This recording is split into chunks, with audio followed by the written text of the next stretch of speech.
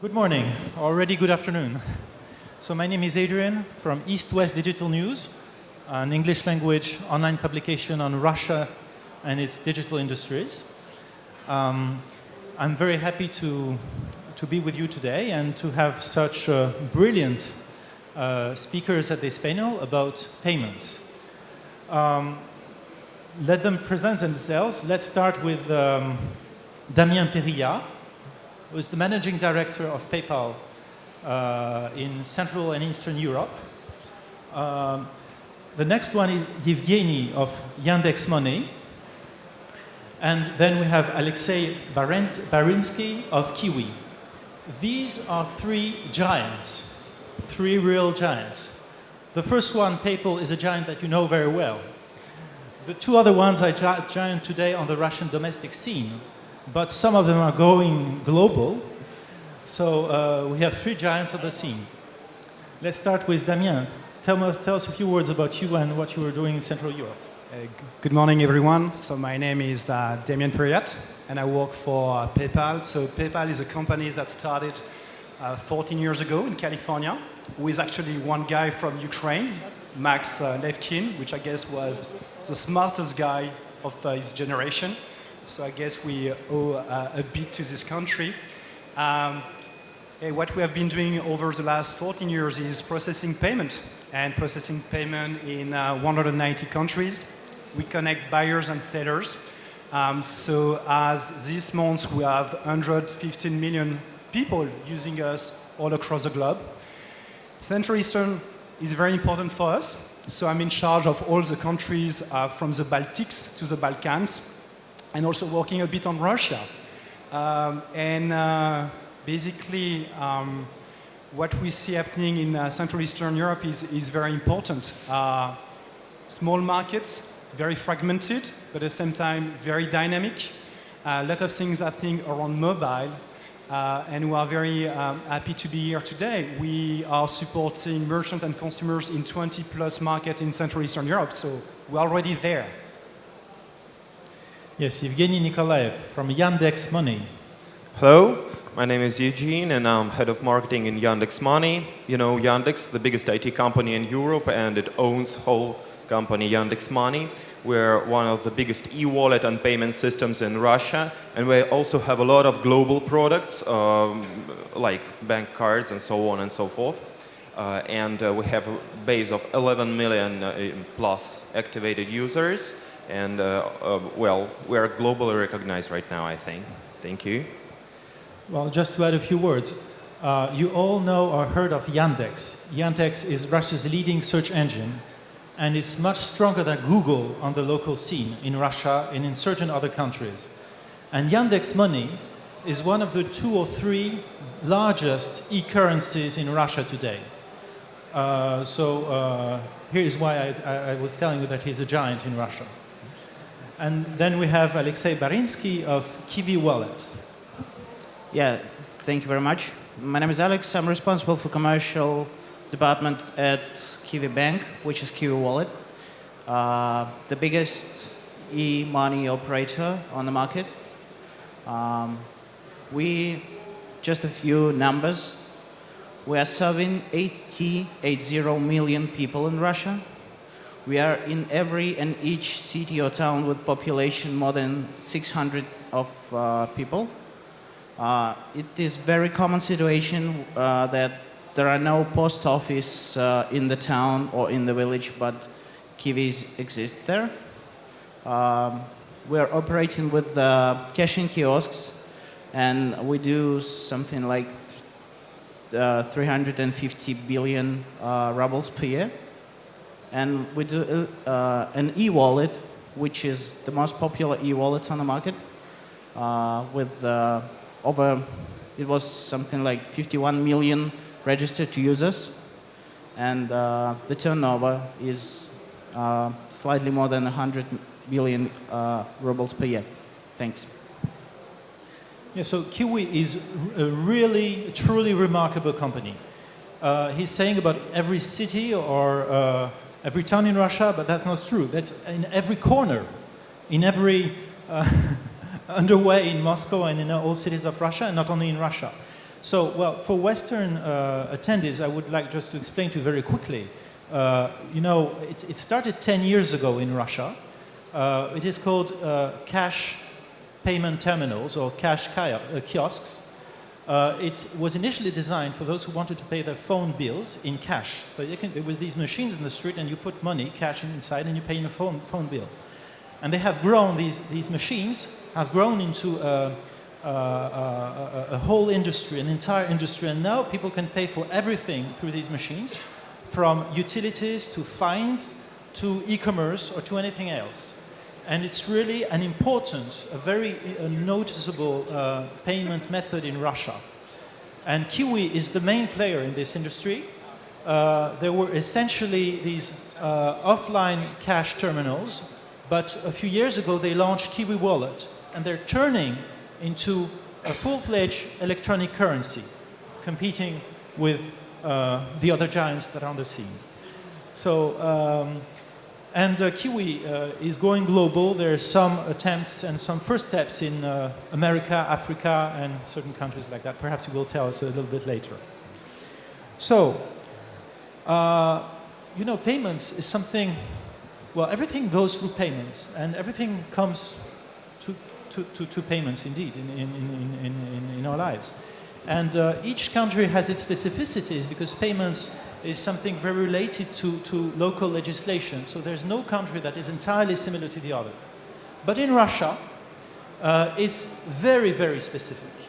Not only because of local legislation, but because of history and local habits. For instance, as far as physical goods are concerned, over 90% of e-commerce in Russia, Gov, is paid on delivery, cash on delivery. This is completely opposed to the situation in certain Western countries where the majority of people use bank cards. So in Russia we have this specificity. And my first question to our speakers would be, can this change? Can the Russian payment situation normalize, if I dare say itself, anytime soon, according to you? Perhaps Evgeny, you will tell your opinion. Well, that's a giant question, and I don't know how to answer you correctly, because you see, I believe that it will change, but I don't know how and when. And well, right now there is not very... I can see the reasons why it will change soon, unfortunately. Unfortunately? Yes, of course, unfortunately, because you see the cash market is, well, not driving our business, not driving online business, which is, well, a giant driver for the economy, I think. I see. Well, of course, it's bad business for e-currencies, but still, your business is growing in spite of this huge part of cash and delivery in physical goods.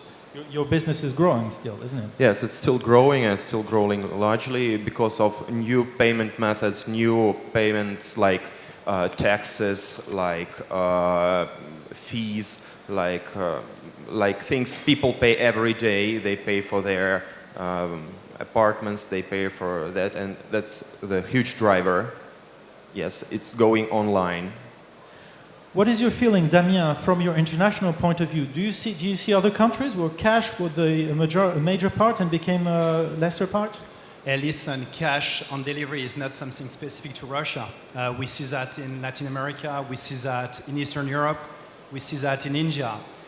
It's just a sign of market not yet completely mature. The question is, are you satisfied with cash on delivery?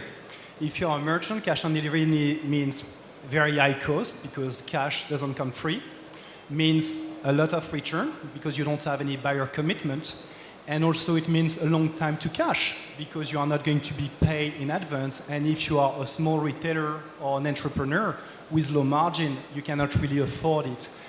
No. Here it's like when you get fever, you don't need to mix the symptom and the disease. Cash on delivery is a symptom. The disease is a lack of trust between a buyer and a seller. Paying by cash on delivery, this is the best protection that you can get to be sure that you get delivered and that you get delivered what you ordered. And guess what? This is what PayPal has been doing for more than 14 years. When we started with eBay in the US, it was all about managing buyers and sellers of small size across the big countries. And that's why with PayPal, we offer security and protection. Security because you don't get your financial and personal information shared with a merchant. You don't need to type a bank card to give your bank details. This is kept safe on the PayPal side. And we offer buyer protection in Russia, here in Ukraine, in Central Eastern Europe, all over the globe. You order on PayPal, you have 45 days to say, I don't receive the item, or what I receive is not the one that I order, and basically we are going to handle the dispute, and if you are right, you will get reimbursed. And this is what we believe is helping building the trust. Well, from my perspective, it was absolutely true what Damien says, but I would stress that the killing cash on delivery is the job of the synergy of the merchant, of the seller, and the payment system. And the consumer should trust both, because he should be sure that if something goes wrong with his delivery, he can turn it back easily, and he can return his money easily. And this is what payment system should do. And on the other hand, he have to be sure that he will receive exact what he wants from the merchant, from the seller.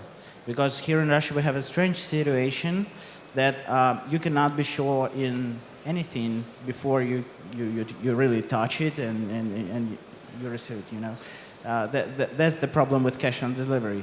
But from the Kiwi perspective, it's not really a problem because we are operating cash with pleasure through our cash-in kiosks. So we have in both of these. I'd like to add something about the motivation of the customer, because yesterday I met Rutaobao.com, which is a proxy for Taobao, the largest internet store in China. It has about 800 million of goods, and it is 100% prepay, and it works in Russia, and it works great. It grows 2, 3, 4 times a year, and they say that they created a motivation for customers because they sell like Louis Vuitton bags for $3-5, and everyone wants them and everyone's ready to pay. So, motivation. Yeah, that's true. I would commit this because we work with Taobao, we work with Alipay directly, the Kiwi wallet. And when we were, it's a funny fact, but when we were integrating with them, we were go live for 20 minutes for the actual tests between us. And during these 20 minutes, we receive 200 of thousands of rubles of payments. I mean, in these 20 minutes of no one says about it, it just an option appears on the site for 20 minutes for tests. So Russian loves to prepaid, but they should trust both payment system and the merchant. I see. Thank you. Well, some of you might think that this cash and delivery situation is a symptom of a sort of retardation of Russia lagging far behind advanced countries. But this is not exactly true. This specific situation is paradoxically a driver of innovation. There's an incredible number of payment methods in Russia. Some of them have been invented in Russia or adapted to Russia in a very innovative way. For instance, in the field of mobile payments, for the last 2 years, each major Russian mobile operator has designed and launched very sophisticated mobile payment platforms that goes far beyond this old-fashioned SMS premium. No, these mobile payment platforms are integrated to everything on earth, to your bank account, to Kiwi, to the e-currencies, and to everything you want. So it's become very interesting. So do you think another innovation is also NFC that has been tested in Russia for the last 2 years and is also promising, I would say. So if coming back to mobile payments, do you think that might change the game, or any really new initiative, new payment method could appear and change the game in Russia or in other countries? Start? It's not going to change. It's already changing. So a few facts. This year, PayPal globally, we are going to process on mobile like that, $10 billion of payment. So $10 billion of payment is as big as the total Russian e-commerce market, more or less. And it's not about NFC. It's just about me accessing to a website. But you know what? I'm not going to access it in front of my computer. I'm going to access it from my tablet or from my iPhone. And here you have a good and a bad news. When we look at Russia, but also Central Eastern Europe, because I'm speaking also in the name of Central Eastern Europe, the good news is we see people equipped in smartphone. So if you take the average in the region is around 20%, but the average are not good. If you take the number of people in this room with a smartphone, I guess we should be at 80% or more. And I guess this is the same on people really going online and buying online. The bad news is we don't see enough merchants in the region being mobile ready. And we see that in our statistic. The same buyer in Russia, in Poland, in Romania, when he buy on a website in the US or in Asia, on eBay or outside of eBay, I mean, 20-25% of their transactions are going to be made on a mobile. When we look at the transaction happening in the region, I mean, this number is very low. And basically, I guess many merchants haven't yet realized the big percentage of the traffic that they get from mobile. And here is the thing, mobile is your last mile in your conversion funnel. You can pay a lot on Google, on Yandex to get traffic. You can send emails, and most likely the email is going to be open on a smartphone. And you can do a lot about conversion, but if your site is not mobile ready, you are not going to go anywhere. Well, talking about NFC, who's been waiting for NFC and iPhone 5? Almost no one except for me. Okay, no NFC. Unfortunately, right now in Russia, NFC plays a giant role only in transport, nowhere else. Right now, we can't see them on any of our radars. Well, and Damien absolutely right that the main driver is mobile payments. That's what will drive the whole industry. The only thing which will drive it, and I don't think that it will really change it. It will just drive real players right now. Well, it's actually a tricky one, because I believe the Russian payment market will be changing in terms of the way the payment.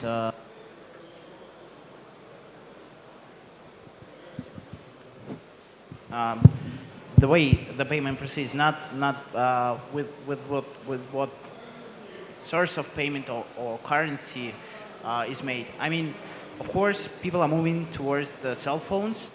Of course, people are moving towards the most easy way to pay.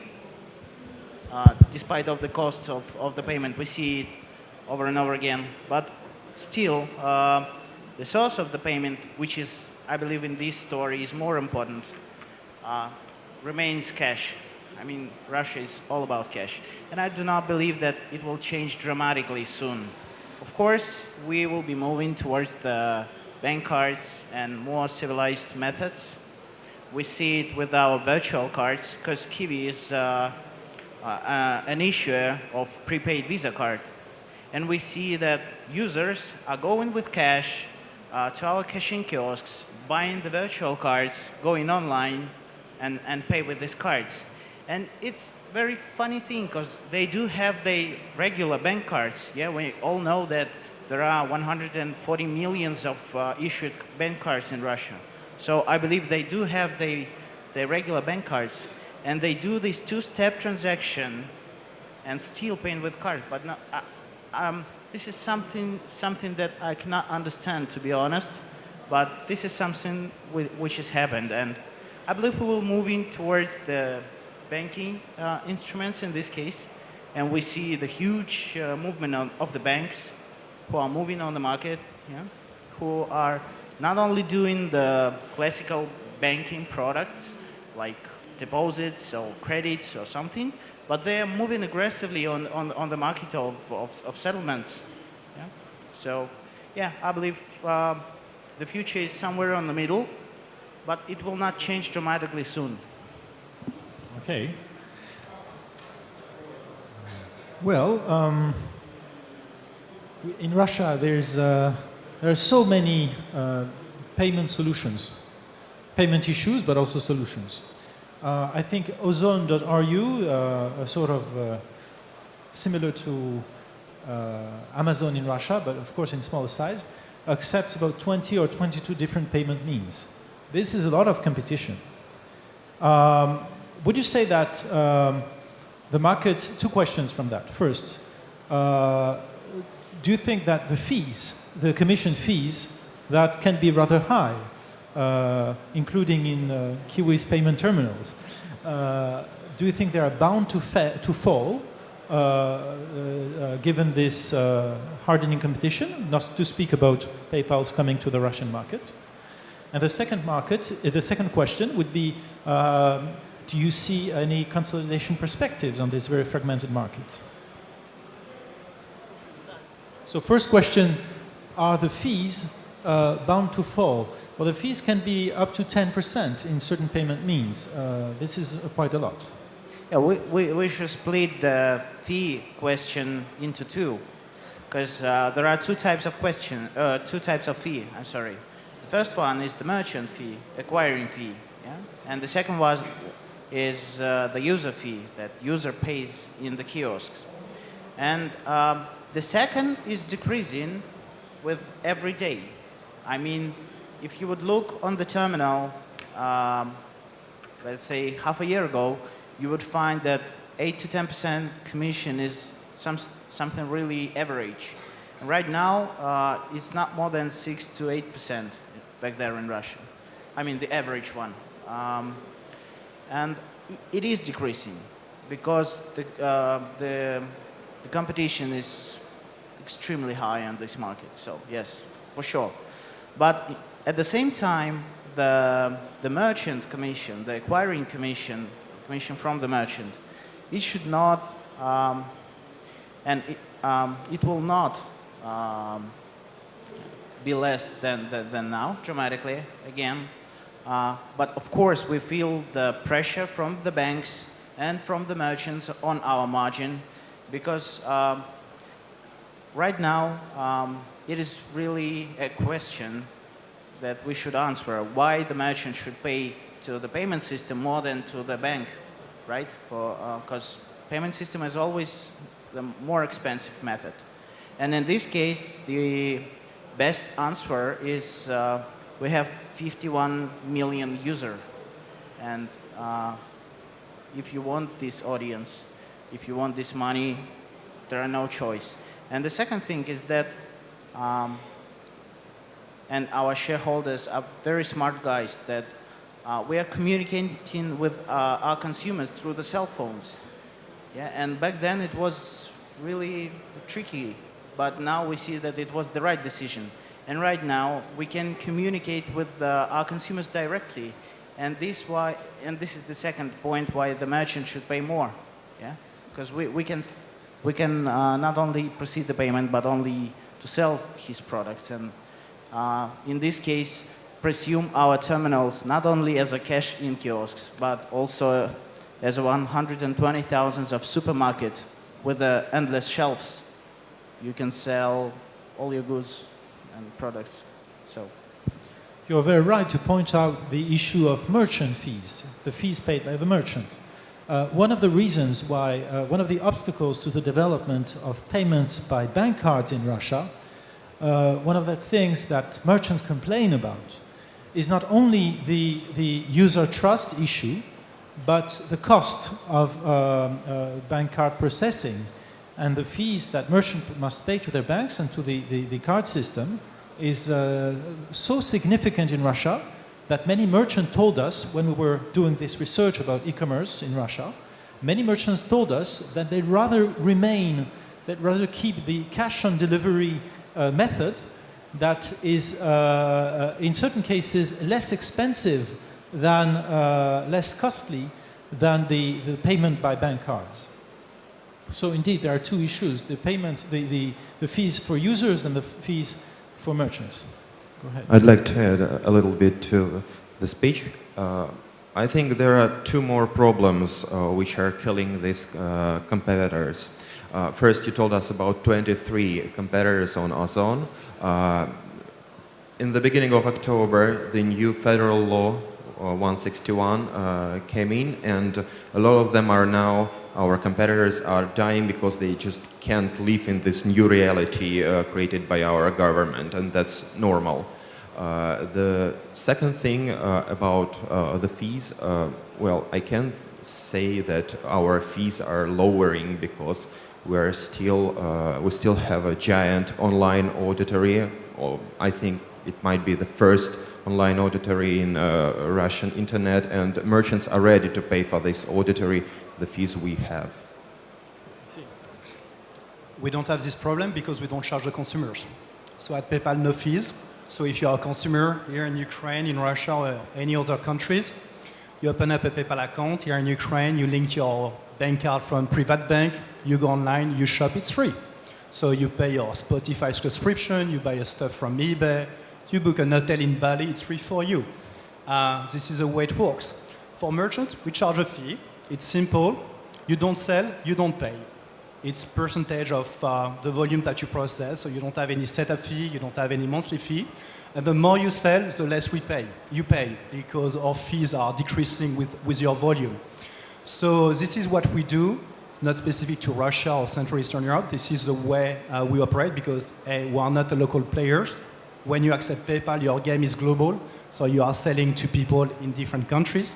And basically the way we justify our fees is we bring additional traffic, we bring more conversion, and we bring more innovation.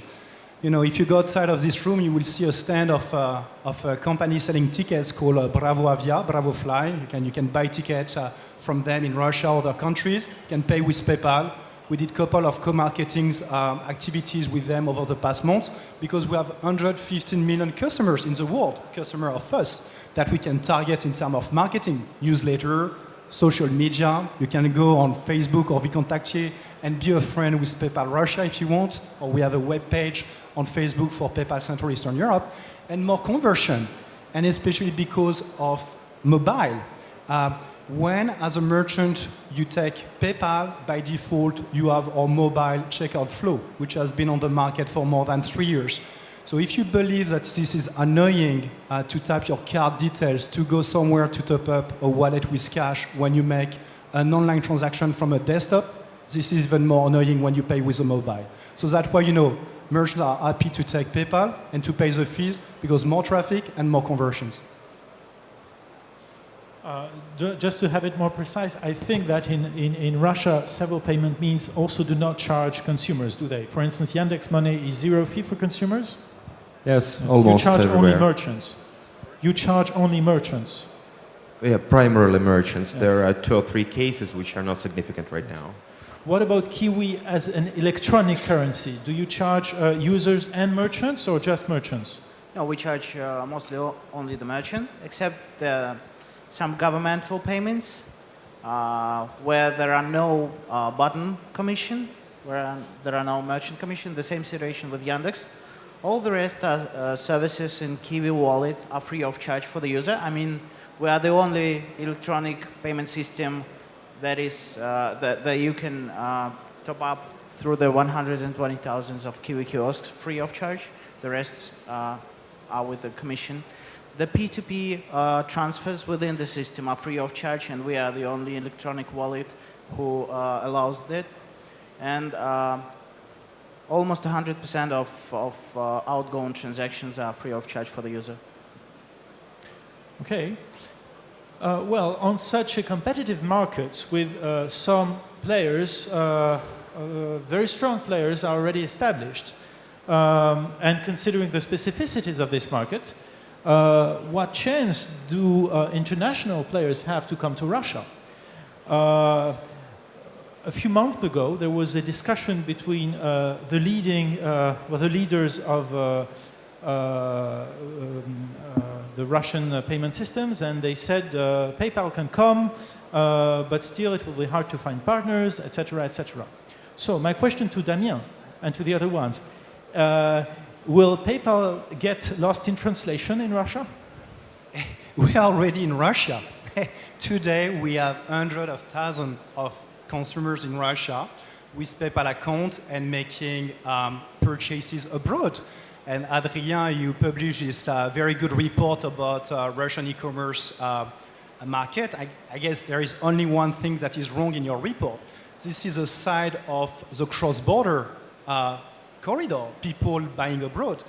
Because the reality is still, despite the challenges in terms of shipping, is still cheaper sometimes to buy abroad. You have more brands and you have more selection. And my colleagues were referring to Route Taobao, and we see that not only to Asia, but also Europe and the US. So we are already in Russia. And if you go on paypal.ru today, you will see a new revamped website. We just launched a new website in Russian this week. So if you are Russian PayPal customers, you have a new website in Russian, not half Russian, half English. It's all in Russian. And now we even have a customer support in Russian. So if you have any issue with PayPal, you can call us in Russian. Yes, but to be very precise, you are in Russia in the meaning that a Russian citizen can pay at Amazon, for instance, using PayPal, but he cannot pay in a Russian site still using PayPal. So indeed, it's true. Actually, technically, you can receive money with PayPal in Russia. You cannot withdraw it locally. So if your question is, hey, guys at PayPal, are you interested about Russia? Yes, as we are interested by Russia, we are interested by Ukraine, Central Eastern Europe. Otherwise, we'll not be here discussing with those guys, and otherwise, I will not have been flying from Moscow yesterday night. The question is, when we come to another market, and we have been enabling Brazil, Turkey, Israel in the last year, it's a question of enabling your product, but also there is a regulation in this market. So it's not just us deciding to go into this market. We need to work with local authorities to make our system compliant to the local regulations. This is as simple as it is. Okay, so the last question is, when, considering all this, procedure, when is it possible to expect a full presence of PayPal in Russia? You know what? The day when we announce PayPal in Russia, we'll not do that in Kiev, in Ukraine. I can tell you that. Well, unfortunately, I'm receiving signals that I'm supposed to conclude this. If you have a very short final remark about a very important fact that we haven't discussed so far. Well, I just want to say thank you to Damien, and that we are really waiting PayPal to come to Russian market, because thank you for Yandex.Money to saying that. Yes, we really need a powerful rival, and that will be great. We'll compete hugely. No, first, competition is healthy, and in some cases, actually, I don't see us as competitors, but more as potential partners. And I guess we had a friendly discussion on stage and before, and we have been discussing with Kiwi and Yandex.Money over the last months, etc. And I guess what Yandex.Money has been doing on the Russian market is great, because they have been educating people about electronic money. This is not something that we see in many other markets. You go to Brazil, you go to Turkey, there is not this level of maturity. And you take people like Kiwi, we perhaps don't have the same position on cash, but the service that they have been developing is just great. They are, bridging the cash with electronic payment.